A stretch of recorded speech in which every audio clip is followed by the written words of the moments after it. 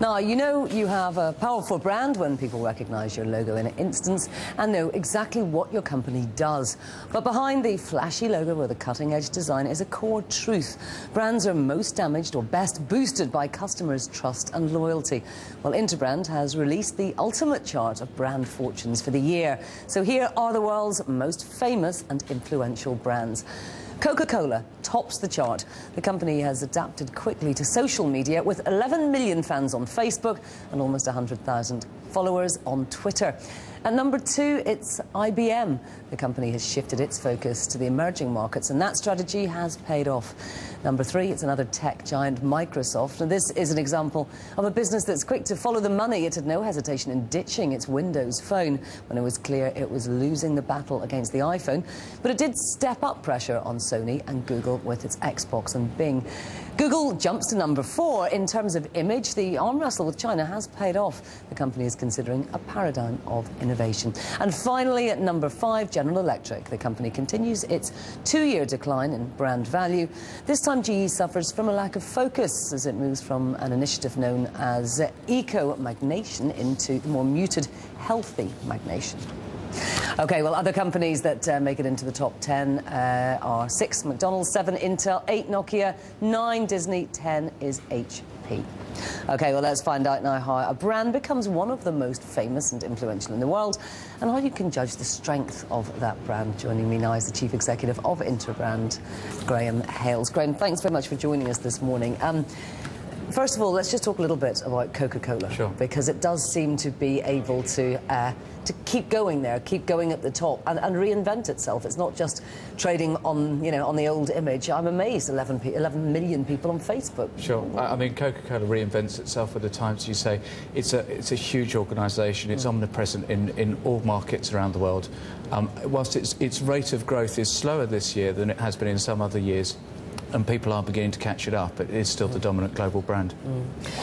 Now, how does all of this work? How do you measure which brands are doing best, if you like? Sure. There's a financial analysis that takes place, which is basically looking at the role of brand within it, the profits of the organisation.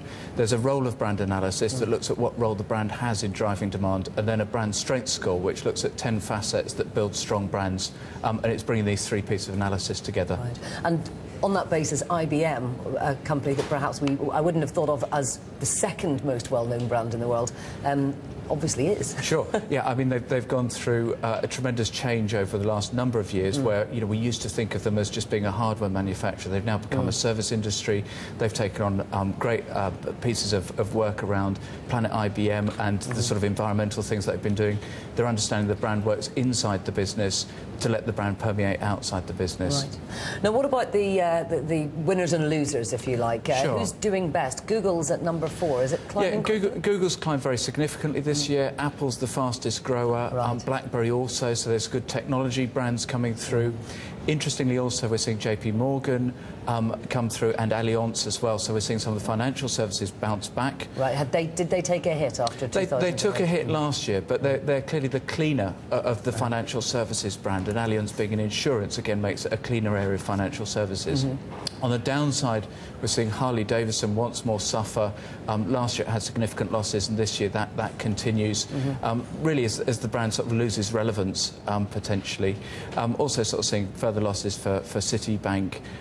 Dell had a bad year. So, you know, there's stories coming through about the financial services brands which are still waiting to recover, and technology brands that just need to be clearer, really. Right. So really, I mean, it's all about being able to reinvent yourself. And you see GE, who's also lost its way a little bit, perhaps. Yeah, I mean, this year's been very difficult for, you know, clearly trust has come out of a lot of markets, and brands have had to reinvent themselves as they begin to understand what consumers are looking for in the next chapter of business.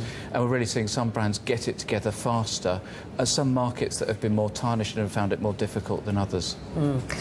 Just before we go, the Google had a bit of a tussle in China. Sure. And did that did that go well for them in the end? Well, I think they've come through it fine. I mean, Google is always presenting itself being a young, vibrant company, and it comes up against these sort of issues, but it finds its way around them. So, you know, Google just goes from strength to strength. And we can see, you know, also technology brands like Apple, where it had a problem with the iPhone 4, yes, but in fact recovers well from that. Yeah, so it's also how you deal with the problems as well as and everything else. it's trust. You know, people love these brands. Exactly. Graham Hill, thank you very much indeed for joining us today.